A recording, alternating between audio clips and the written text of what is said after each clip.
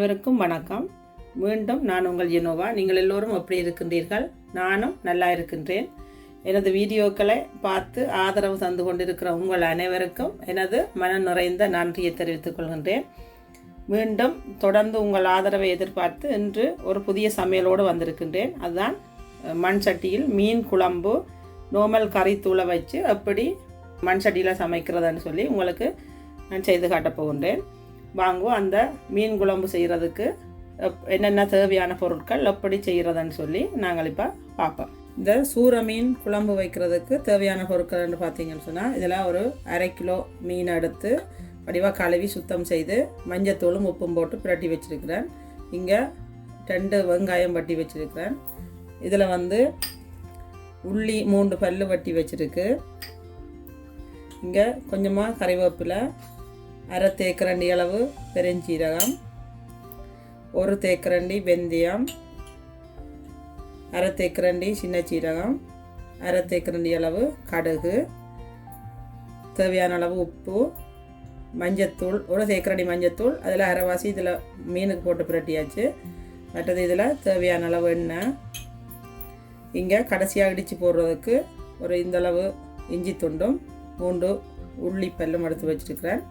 மற்றது புளிக்கு போடுறதுக்காக இதில் தக்காளி பேஸ்ட் எடுத்து வச்சுருக்கிறேன். இதில் 1 மேசக்கரண்டி போட போகிறேன். மற்றது கொரக்காய் புளி 1 எடுத்து வச்சுருக்கிறேன். 2 மேசக்கரண்டி கறித்தூள். இவ்வளோ தான் இதுக்கு தேவையான பொருட்கள். இப்போ அடுப்பில் ஒரு மண் சட்டி வச்சுருக்கிறேன். இதுக்குள்ளே தேவையான அளவு எண்ணெய் விட போகிறேன். எண்ணெய் சூடான பிறகு இதில் எடுத்து வச்சுருக்கிற கடுகு வடித்த பிறகு எடுத்து வச்சிருக்கிற பெருஞ்சீரகம், சின்ன சீரகம், வெந்தயம், கழுவி சுத்தம் செய்து பிச்சு வச்சிருக்கிற கருவேப்பிலை எல்லாத்தையும் போட்டா கலந்து.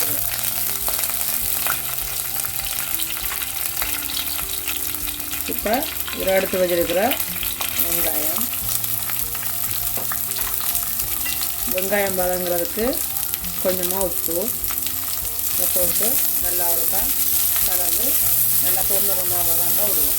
வெங்காயம் இவ்வளோ வதங்கிட்டு இந்த டைமில் இந்த வட்டி வச்சுருக்கிற உள்ளியையும் போட்டு வதக்க போகிறேன்.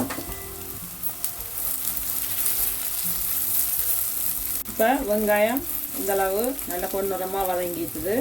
இந்த டைமில் இதில் வட்டி வச்சுருக்கிற இந்த தக்காளி பேஸ்ட் 1 மேசக்கரண்டி போடுறேன். போட்டு இதையும் நல்லா கலந்து விடணும். இந்த டைமில் அடுப்பை நல்லா ஸ்லோவில் வச்சுருக்கணும். தக்காளி பேஸ்ட் போட்டு நல்லா கலந்து விட்டாச்சு. இப்போ எடுத்து வச்சுருக்கிற 2 மேசக்கரண்டி கறி பவுடர் இதுக்குள்ளே போடுறேன். தூள் போட்ட பிறகு இந்த உடனே மஞ்சள் தூளையும் போட்டு அடுப்பை நல்லா ஸ்லோவில் வச்சு ஒருக்கா கலந்து விட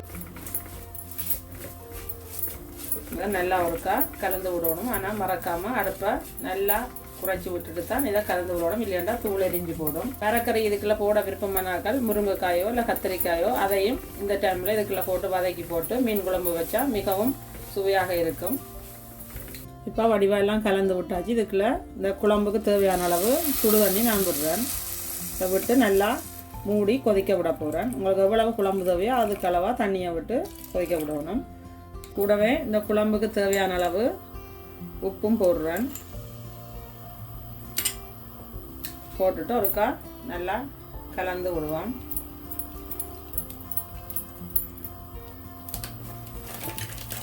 அதோட நான் இங்கே எடுத்து வச்சிருக்கிற ஒரு கொரக்காய் புளியும் போடுறேன். இதுதான் இந்த கொரக்காய் புளி. இதுவும் நான் 1 போட்டு கொதிக்க விட போகிறேன். இப்போ இதை மூடி நல்லா கொதிக்க மட்டும் விட போகிறேன். நான் இந்த கறியை கொதிக்க விட்டு ஒரு 10 நிமிஷம் ஆகிட்டுது. இப்போ ஓப்பன் பண்ணி பார்ப்போம். கறி நல்லா கொதித்து மீனெல்லாம் போட்டாச்சு. லேசாக ஒருக்கா இதை கலந்து விடுவோம். கலந்து விட்டுட்டு ஒருக்கா இந்த டைமில் நீங்கள் ஒருக்கா உப்பு பார்க்கணும். உப்பு பார்த்துட்டு காணாட்டா உப்பு போடணும். இப்போ உப்பெல்லாம் கணக்காக இருக்குது. இப்போ நான் இதை மூடி திரும்பவும் கொதிக்க விட போகிறேன். இப்போ மீன் போட்டு கறி நல்லா கொதிச்சுட்டுது. இப்போ லேசாக ஒருக்கா இதை கிண்டி விடுவோம். இந்த டைமில் நீங்கள் டேஸ்ட்டை பார்த்து புளி வந்து கூட இருந்துச்சுன்னா இந்த கொரக்காய் புளியை எடுத்துடணும் வெளியில். இல்லைன்னு சொன்னால் உங்களுக்கு கூட பிடிக்கும். இந்த கொரக்காய் புளி இல்லாட்டாலும் கொரக்காய் புளிக்கு பதிலாக நீங்கள் பழப்புளியும் விடலாம். இந்த பழப்புளி விடாமலுக்கு நீங்கள் விடலாம். என்னென்னு சொன்னால் இந்த போட்ட தக்காளி பேஸ்ட்டே ஒரு புளிப்பானது தான். விருப்பமானாக்கள் தக்காளி பழத்தை போடாமலுக்கு தனியாக பழப்புளியை விட்டு சமைக்கலாம் இதே மாதிரியே. இப்போ கொரக்காய் புளியை வெளியில் எடுத்துட்டேன். என்னென்னா புளிப்பெல்லாம் கணக்காக இருக்க பதாரம் நான் எடுத்துட்டேன். இப்போ இதில் குத்தி வச்சுருக்கிற அந்த இஞ்சியையும் உள்ளியையும் இதுக்கெல்லாம் போட போகிறேன். இது போட்டு நேரம் கொதிக்க விட தேவையில்லை. ஒரு 2-3 நிமிஷம் கொதித்த உடனே நாங்கள் இதை இறக்கிடுவோம். இப்போ நான் இனியும் மூட போகிறதில்லை. அடுப்பை சிலோவில் விட்டு இதை கொஞ்சம் வத்த விட போகிறேன். அவனுக்கு கூட இதில் நான் கடைசியாக இஞ்சியும் முள்ளியும் குத்தி போட்டுனான். இது நீங்கள் விருப்பப்பட்டால் தான் போடணும். இது வந்து போட்டால் ஒரு வித்தியாசமான ஒரு டேஸ்ட் வரும். இது போடாமலுக்கும் நாங்கள் முதல் சமைச்ச மாதிரியே அப்படியேயும் கறியை ஆஃப் பண்ணி வைக்கலாம். இது நான் ஒரு வித்தியாசமான டேஸ்ட் ஒன்று இருக்குன்றதுக்காக இஞ்சியும் முள்ளியும் கடைசியாக அடித்து போட்டிருக்கிறேன். மண் சட்டியில் வச்ச நல்ல சூப்பரான மீன் குழம்பு ரெடி ஆகிட்டுது. இப்போ நான் அடுப்பு ஆஃப் பண்ண போகிறேன். வடிவா எண்ணெயெல்லாம் பிறந்து வந்துட்டு இப்போ அடுப்பை